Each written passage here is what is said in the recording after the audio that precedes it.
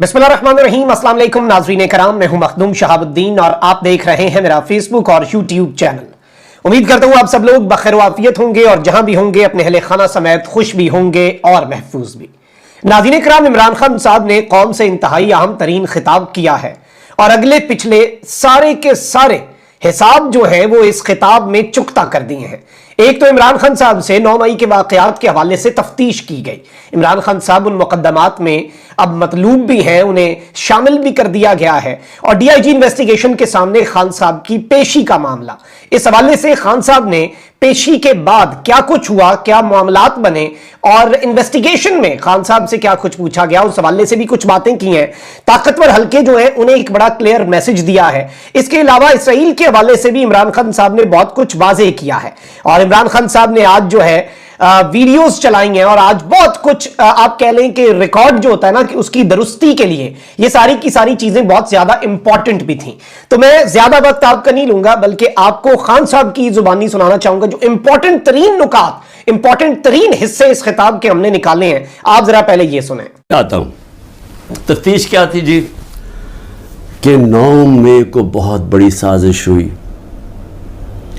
और आप मुझे पूछ रहे हैं कि आप साजिश का हिस्सा थे। मैंने उनको कहा साजिश हुई, इसमें कोई शक नहीं, वो साजिश थी, लेकिन साजिश से फायदा किसको हुआ और नुकसान किसको हुआ? अगर साजिश से हमें फायदा होता तो तभी आप कहते ना कि हमने साजिश की है। अगर साजिश की वजह से 10,000 लोग हमारे जेलों में हैं, सीनियर लीडरशिप जेलों में है, अब मेरे 200 पे केस पहुंचने लगे हैं, हमारे घर तोड़े जा रहे हैं, बिजनेसेस बंद की जा रही हैं, वो जेलों में से सिर्फ वो छूटते हैं जो कहें जी कि मैं आज तहरीक इंसाफ छोड़ रहा हूं, अब वो निकल सकता है और फिर सब कुछ माफ हो जाता है, सारे उसके केस ड्रॉप हो जाते हैं। तो सवाल मेरा ये है कि फायदा किसको हुआ? फायदा हुआ ये जो सारे मनी लॉन्ड्रर्स ये 30 साल से जो मुल्क को लूट रहे हैं, जिनके पैसे बाहर पड़े हैं, जो कि अरबों खरबों पति बन गए जबकि मुल्क मकरूज हो गया है, ये सारे जो आज ऊपर बैठे हुए हैं इनको फ़ायदा हुआ है।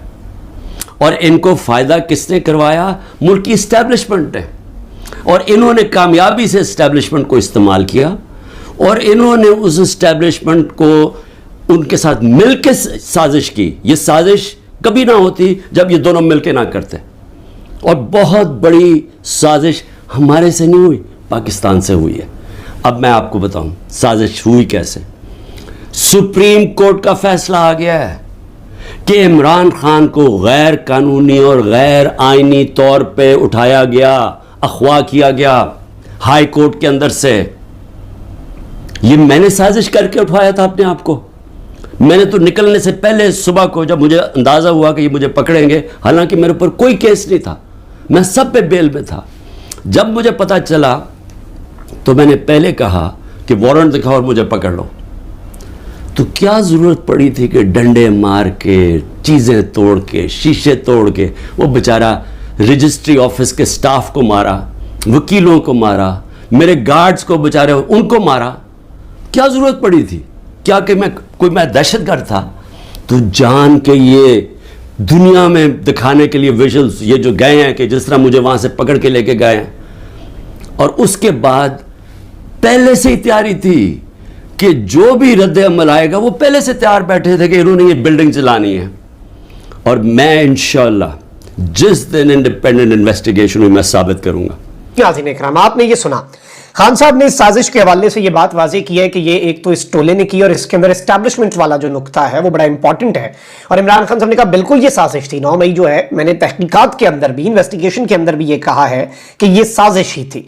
इसके अलावा खान साहब ने एक और केस जो है, जारी बात है डर्टी हैरी का जो लफ्ज़ खान साहब इस्तेमाल करते थे, उस हवाले से भी आज खान साहब ने बातें की। और आज मुझे ये लग रहा है कि पिछले 7-8 जो खान साहब के खिताब हैं उनसे हट के बॉडी लैंग्वेज थी और अब यूं लग रहा है कि गालिबन कुछ ऐसी कोशिशें खान साहब ने की और कुछ चल रहा था, लेकिन अब वो कोशिशें जो हैं वो कामयाब नहीं हुई या फिर आप समझ जाएं कि उनका वो फायदा नहीं हो सका और गालिबन अब जो उम्मीदें हैं, जो आखिरी शम्में हैं वो भी बुझ चुकी हैं और जो उम्मीदें हैं वो भी दम तोड़ चुकी हैं। आप जरा ये भी सुने। आप ज़रा गौर से समझें कि इसका मतलब کہ آپ نے کہا ہے کہ اگر وہ قانون توڑیں بھی تو وہ قانون سے اوپر ہیں. یہ مطلب ہو گیا نا اس کا. میرے اوپر ایک کیس کیا ہے کہ میں نے ملک سے غداری کی. ملک سے کیا غداری کی کہ جنرل فیصل نصیر کو میں نے کہہ دیا ڈرٹی ہیری, اور میں نے اس کو کہا کہ اس یہ ذمہ دار ہے میرے قتل کا کرنے کی کوشش پہ. اس کو کہا جی آپ نے ملک سے غداری کر دی. اس کو ملک سے غداری کہہ رہے ہیں.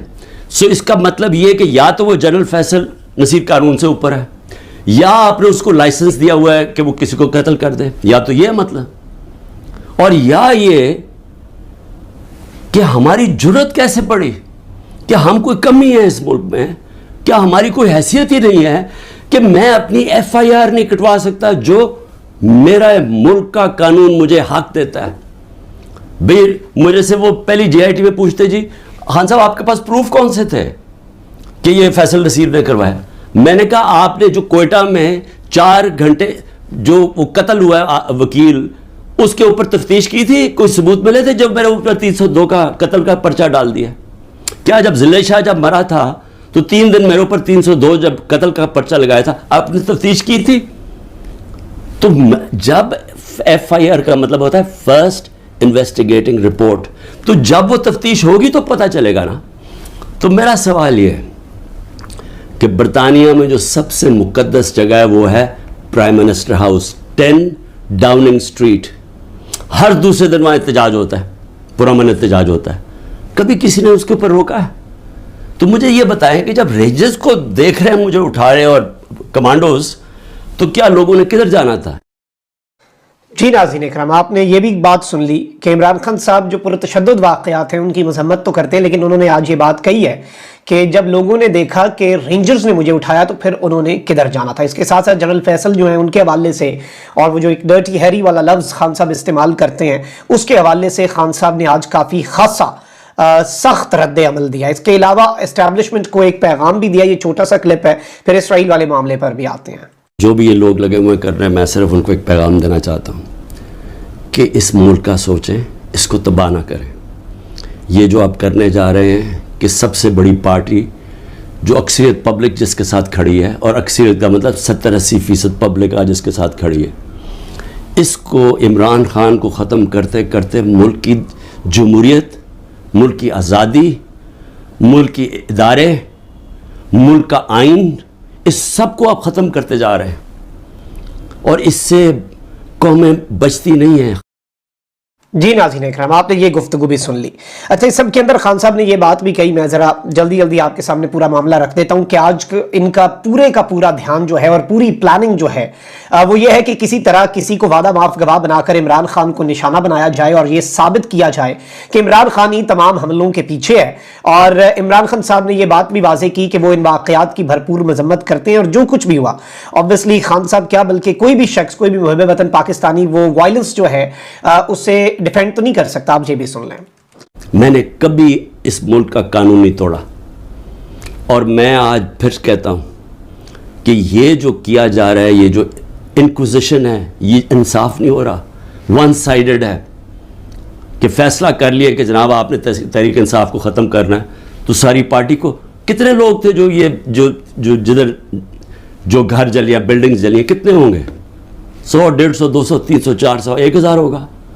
تو 10,000 لوگوں کو کس طرح اندر ڈال دیں, اور پھر ان کو موقع دیں کہ وہ بتائیں تو صحیح کہ ان کی سائڈ کیا تھی.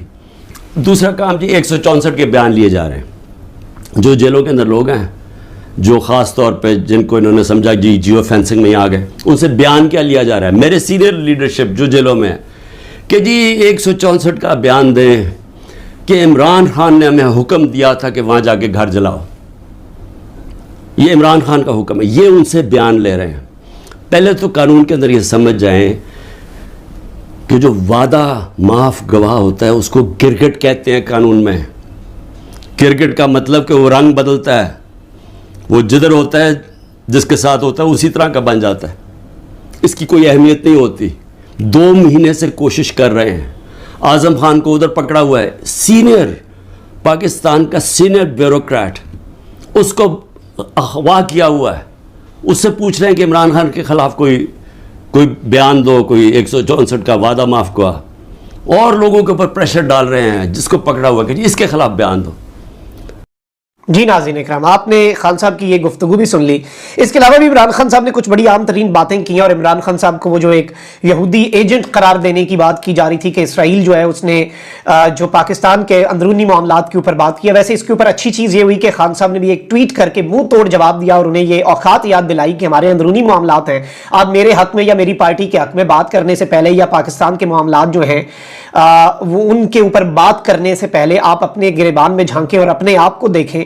اس سب کے اندر خان صاحب نے یہ بھی کہا ہے کہ نواز شریف زرداری یا ان کے بچوں کو میں چیلنج کرتا ہوں، ان کی پوری آل اولاد کو میں چیلنج کرتا ہوں، اس پوری اشرافیہ کو میں چیلنج کرتا ہوں کہ ان میں اتنی ہمت ہے، یہ جو باتیں کر رہے ہیں اور پریس کانفرنس کروا دی انہوں نے عطا تارڑ اور شہری رحمان سے، اتنے یہ پھنے خان ہے نا، تو یہ ذرا ایک کام کریں، امریکہ میں یا ایون ان کے لیے امریکہ والی شرط بھی ختم، یہ پاکستان میں بیٹھ کر خان صاحب نے یہ بات کہی کہ یہ اسرائیل کے خلاف بولیں، اسرائیل کی پالیسیز کے اوپر تنقید کر کے دکھائیں. میں نے امریکہ میں بحیثیت وزیر اعظم جا کر پاکستان کا اسرائیل کا موقف پیش کیا، اور ویسے یہ حقیقت بھی ہے، آپ دیکھیں کہ اس سے پہلے جو کچھ بھی ہوا، اس کے ساتھ ساتھ خان صاحب نے کچھ اور پیغامات بھی، اور خان صاحب نے اپنے پرانے سارے کلپس چلوا دیے کہ میں نے یہ باتیں اس طرح سے کی ہیں، اور ایک ایک چیز عمران خان صاحب نے واضح کر کے قوم کے سامنے مقدمہ رکھ دیا، اپنے انٹرویوز کے کلپس چلائے، اپنی مختلف تقاریر یو این کے اندر، دیگر جو میڈیا انٹریکشنز ہیں وہاں پر قطعاً عمران خان پیچھے نہیں ہٹا کہ جی میری ٹرمپ سے ملاقات، یہ وہ فلاں ڈمکا میں اسرائیل.